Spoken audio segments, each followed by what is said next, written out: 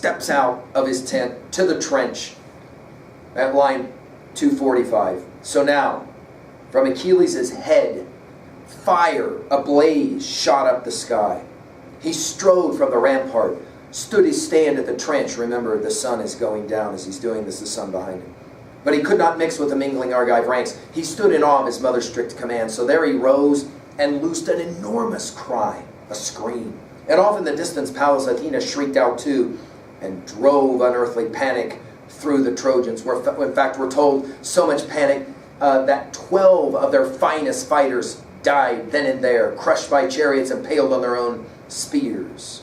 And now, of course, the exultant Greeks are able to have the body.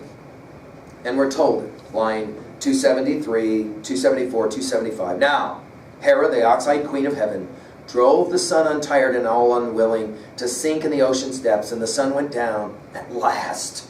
And brave Achaeans ceased the grueling clash of arms, the leveling rout of war. Wow, this one started in book 11, line 230, and finally here in book 18, the longest day has ended. The body of Patroclus is brought, and of course, there we are then with Achilles now, and he has now the body of Patroclus. And of course, it's excruciating. Meanwhile, we're told the Trojans have a meeting, right? Polydamas will say, we got to get out of here and get back to Troy. He'll say it this way: weigh both sides. I'm at line 293. Weigh both sides of the crisis well, my friends. What I urge is this: draw back to the city now. Don't wait for the holy dawn to find us here afield. We're told the Trojans won't even sit. They stand as this exchange happens, ranged by the ships. Too far. We're too far from the walls. In other words, we're out here. We're too far. We've got to get back. He goes on for quite some time. He says, Achilles is coming back. And at line 305 or so, he says, he will fight for our lives, for Troy itself. So, he says it, retreat to Troy. We're told at line 330, helmet flashing, Hector wheeled with a dark glance. No more, Polydamas. He says, no more. Your pleading repels me now. You say go back again, be crammed inside the city. Aren't you sick of being crammed inside those walls? And finally, he says it. No more thoughts of retreat paraded before our people. Not that one Trojan will ever take your lead. I'll never permit it. Come. He says, follow my orders, obey me now. Take supper now, and we're going to stay here, he says. And tomorrow at daybreak, line 353, armed to the hilt for battle, we slash to attack against their deep curved hulls. The poet tells us at line 361, so Hector finished. The Trojans roared assent, lost in folly. Foreshadowing, right? Athena had swept away their senses. They gave applause to Hector's ruinous tactics, none to Polydamas, who gave them sound advice. And now their entire army settled down to supper, but all night long the Argives raised Patroclus's dirge, and Achilles led them in a throbbing chant of sorrow. Right? Achilles then, we're told, will make a promise to Patroclus in his grieving. And it's a brutal promise. The promise at 385 or so. But now Patroclus, he says, since I will follow you underneath the ground. It's as if Achilles knows, I'm a dead man walking now. The only thing I have to do is to avenge your death, and then I myself will die. He says it. I will not bury you. No, not till I drag back here the gear and head of Hector, who slaughtered you, my friend, great-hearted friend, here in front of your flaming pyre. This is the next thing he says he'll do. I'll cut the throats of a dozen sons of Troy in all their shining glory, venting my rage on them for your destruction. Till then, you lie here, as you are beside my beaked ships. We're going to hear a little bit later that to make sure that the body doesn't deteriorate, that it's going to be instilled with some kind of ambrosia and nectar, allowing for Patroclus' body to lie in wait while Achilles goes out and will slaughter all kinds of Trojans, and ultimately even bring back young boys 12 of them, who will then be sacrificed. The Greeks looked askance on the sacrifice thing. Obviously, however, it's there. I mean, think about it. Agamemnon sacrificed Iphigenia, his own daughter, right, to get them here. Zeus then, in a very interesting exchange, starting at line 415, turns to Hera, his wife and sister, saying, "So, my ox-eyed queen, You've had your way at last, setting the famous runner Achilles on his feet. Mother Hera, look, these long-haired Achaeans must be sprung of your immortal loins, which is, of course, an interestingly ironic line because, of course, he's speaking about Greeks, and Greeks are the ones who enjoy this poem, right? But Hera's eyes widened. Noble Hera answered, "Dread Majesty, son of Cronus, what are you saying?" Taking us right back to Book 1, when, of course, Hera said the same thing. Even a mortal man will act to help a friend, condemned as a mortal always is to death, and hardly endowed with wisdom deep as ours. So, how could I, claiming to be the highest goddess, both by birth and since I'm called your consort, and you in turn rule all the immortal gods, how could I hold back from these Trojans, men I loathe, and fail to weave their ruin? The fact that the verb weave is the one that's used brings us back, of course, to the notion of robes. Remember, Helen was weaving a robe the first time we saw her. In other words, Hera says, this has to be inevitable. It's inevitable, right? Finally, we will have then Thetis, who will show up on Mount Olympus at line 445 or so. We're told Thetis, on her glistening feet, drew near the smith. But Charis, Hephaestus' beautiful wife, the irony, of course, is that the ugliest of the gods, the crippled and ugliest of the gods, has the drop-dead gorgeous Charis as his wife. And Charis sees Thetis coming, coming forward, lithe and lovely in all her glittering headdress, the grace the illustrious crippled smith had married. Always has been pointed out by scholars that the Greeks have a sense of irony and humor, right? That they will give to the goddess Hephaestus, a not very beautiful god, to the god Hephaestus, a not very beautiful god, a drop-dead gorgeous, or a Victoria's Secret model Charis, right?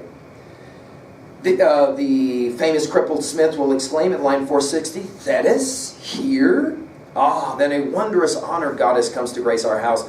And then he says it, Thetis saved my life. So notice twice, when Thetis comes for supplication, first to Zeus, who she saved his life, and now to Hephaestus, he will say, she saved my life, right? When the mortal pain came on me after my great fall, thanks to my mother's will, and then it says it in the translation, that brazen bitch who wanted to hide me because I was a cripple. In other words, notice the relationship between Hephaestus and Hera is always a fascinating and a complicated one. Let's just put this in our notes just to say it. The relationship between the gods is a very complicated one. Thetis, of course, will come. She will burst into tears. And she will supplicate, again, this has been a poem of supplication. She will supplicate and ask, right where at line 500. Thetis burst into tears, her voice welling, O Hephaestus, who of all the goddesses on Olympus, who has borne such withering sorrows in her heart, such pain as Zeus has given me above all others? Me, out of all the daughters of the sea, he chose to yoke to a mortal man, Peleus, son of Asius, and I endured his bed, a mortal's bed, resisting with all my will.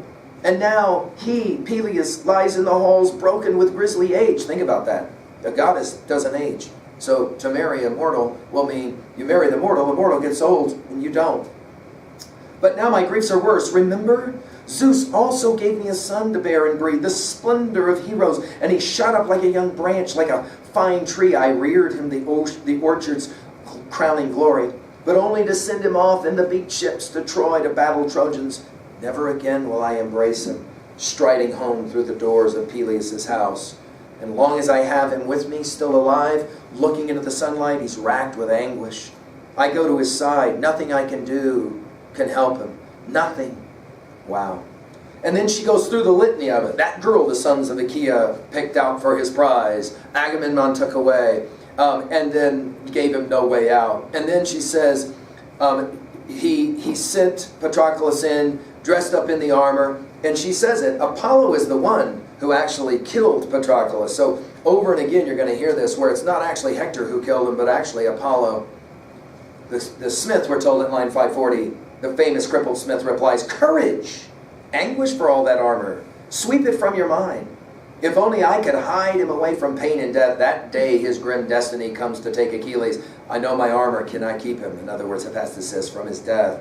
As surely as glorious armor shall be as armor that any man in the world of men will marvel at through all the years to come, whoever sees its splendor. So Mama comes, asks for armor. Hephaestus, the god of fire, remember he's called Vulcan by the Latins, right, by the Romans, He says, I will make armor. I will make the most amazing armor the world has ever seen.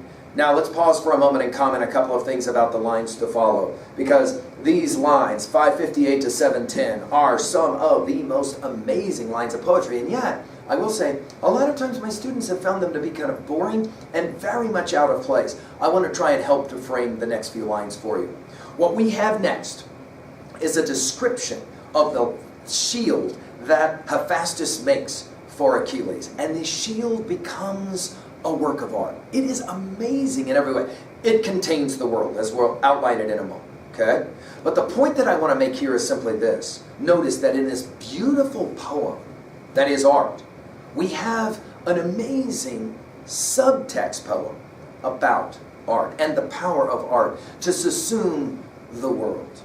The other thing we want to say, and we'll say it again here in a bit, life is suffering. Isn't that what Gautama Buddha found in his illumination under that Bodhi tree? Of course, this poem will say as much as well. Zeus has willed it as such. And yet, what is art? Well, it's the attempt to somehow try to qualify that life is suffering. Remember, this poem teaches the only difference between you and a fly, as you know about fly swatters, art is the way we're reminded about the fly swatter. It's the way we learn the glory of our life. Well, we'll begin now.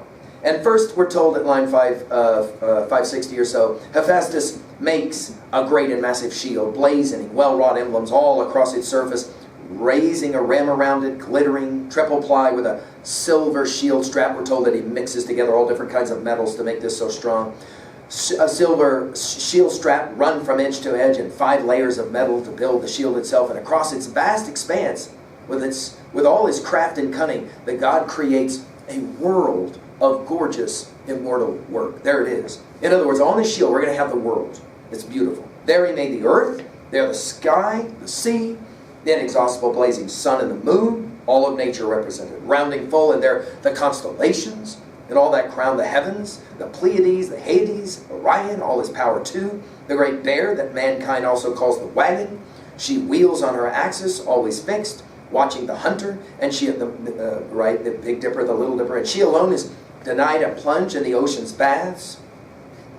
Everything is on this shield. I wish I had the time to read it all to you. I don't, so I'll only pick out some of my favorite lines here. First, we have 2 cities, right? Of course, nature and then civilization. One city, wedding and dancing. We've got a quarrel where a judge is resolving with some gold involved. We've got law, obviously represented. Another city, we have a divided army. The question is whether to plunder or to share whatever it is that they will gain, right? At line 593, circling the other city, camped a divided army, gleaming in battle gear, and 2 plans split their ranks, to plunder the city or share the riches with its people, hoards the handsome citadel stored within its depths. We obviously are thinking about the Trojans and the city of Troy, right? But the people were not surrendering, not at all. They armed for a raid, hoping to break the siege, loving wives and innocent children standing guard on the ramparts, flanked by elders bent with age. We think of those old men on the walls of Troy from earlier in the poem. As men marched out to war, Ares and Pallas led them. So you're going to have this whole, it's a summation in so many ways of what's going on, of course, in the Iliad. We then are told about an ambush where we have the kill and of both the herds as well as the herdsmen. We've got fighting at the river, which is going to remind us of Achilles in Book 21, fighting even with the river, at line 623 or so. And strife and havoc plunged in the fight, and violent death, now seizing a man alive with fresh wounds, now one unhurt, now hauling a dead man through the slaughter by the heels. We'll think, of course, of what happens with Achilles, with Hector's body. The cloak on her back stained red with human blood. So they clashed and fought like living, breathing men, grappling each other's corpses, dragging off the dead. We think, of course, of Picasso's famous painting of war. In other words, this shield has peace, but it also has war, right? To quote Tolstoy's classic title, War and Peace, right? We then have some farming that's mentioned, right? Working together to grow things. We have a palace and a king. We have reaping. We have a harvest festival. We have vineyards that are mentioned as well at line 660. One lone footpath led toward the vineyard, and down it the pickers ran. Whenever they went to ship the grapes at vintage, boys and girls, their hearts leaping in innocence. bearing away the sweet ripe fruit in wicker baskets, and there among them a young boy plucked his lyre. We think of Achilles in Book 9 strumming his lyre. And there among them a young boy plucked his lyre so clear it could break the heart with longing. This is, of course, so much of where Keats gets his inspiration for Ode on a Grecian Urn, right? And what he sang was a dirge for the dying year, lines right out of a Keats poem called To Autumn. Lovely, his fine voice rising and falling low as the rest followed all together, frisking, singing, shouting, their dancing footsteps beating out the time. Go and watch my lecture on Learn Strong, Keats's Ode on a Grecian Urn, and I'll comment about the way in which Keats plays this same game. And we're told, at line 670, he forged on the shield a herd of longhorn cattle, working the bulls in beaten golden tin, lowing loud and rumbling out of the farmyard dung to pasture along a rippling stream, along the swaying reeds. And the golden drovers kept that herd in line, 4 in all, with 9 dogs in their heels. Notice the specificity here. Their paws flickering quickly, a savage roar, a crashing attack, and a pair of ramping lions had seized a bull from the cattle's front ranks. He bellowed out as they dragged off in agony. Packs of dogs and young herdsmen rushed to help, but the lions, ripping open the hide of the huge bull, were gulping down the guts and the black pooling blood, while the herdsmen yelled the fast pack on. No use. The hounds shrank from sinking teeth in the lions. They balked, hunching close, barking, cringing away. I just want to point out about this thing about the lions fighting over. How many times in your reading of the Iliad have you heard this in the primary epic similes, right, of this poem? Can I say this out loud? The stuff on the shield of Achilles subsumes all of the amazing similes. Think about it. Some of those similes will talk about animals fighting over a kill. Some will talk about farming. Some will talk about dancing and wives at home. It's an amazing moment, right? We then will have a meadow with some shepherds. We'll have boys and girls courting and dancing at lines to finish this 693. Here, young boys and girls, beauties courted, right, with costly gifts of oxen, danced and danced. Of course, this has been a poem about dancing. The description of the fighting is often even given in language of dancing. Linking their arms, gripping each other's wrists, and the boy and the girls wore robes, we're back to robes, of linen light and flowing. The boys wore fine spun tunics rubbed with a gloss of oil. The girls were crowned with a bloom of fresh garlands, reminding you this is a shield, and Achilles is going to go out and slaughter numbers of Trojans and have blood all over this shield. The boys swung golden daggers hung on silver belts, and now they would run in rings on their skilled feet. Nimbly, we think of the ring that was around Patroclus' corpse. Nimbly, quick, and this is the only simile in this whole passage.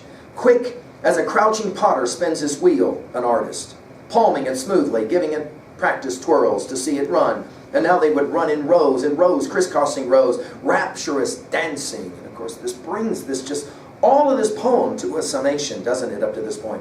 A breathless crowd stood round them, struck with joy, and through them a pair of tumblers dashed and sprang, whirling and leaping handsprings, leading on the dance.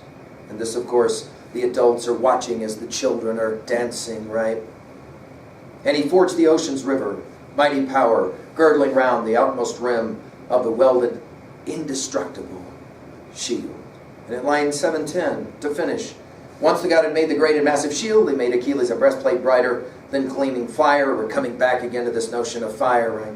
And he made a sturdy helmet to fit the fighters' templars, and of course the greaves to cover the legs, right? Now, when the famous crippled smith had finished off that grand array of armor, a work of art, lifting it in his arms, he laid it at the feet of Achilles, his mother Thetis. Down she flashed like a hawk. Now we're back to similes.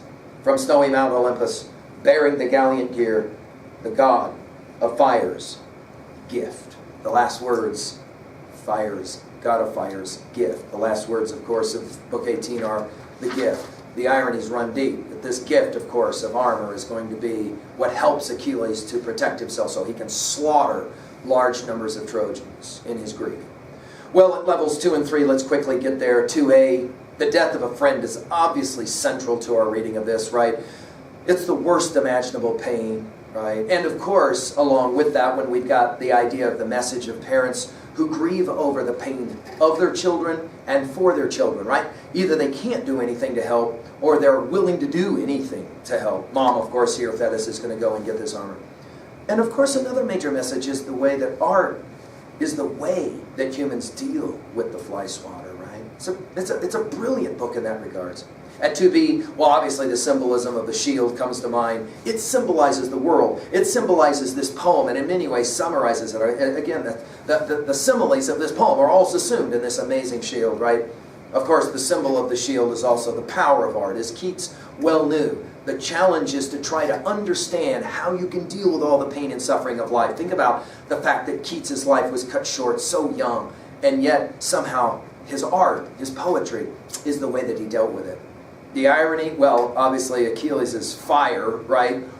Because for the next few books, write this in your notes, we're going to see Achilles as not human. He's either godlike, on fire, right? Or beast-like in the way that he will behave.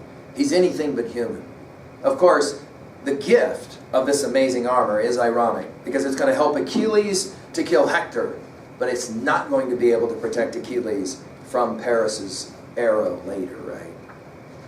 Well, at 3a, in the ways that we can relate this, obviously I've already said it, it assumes everything that comes before, books 1 through 17. And this is why you have to read this stuff and not just work with summaries. Even my summary here. You got to pick this stuff up and you got to engage in it so that you can begin to really appreciate the tension that is somehow being captured in a text like this.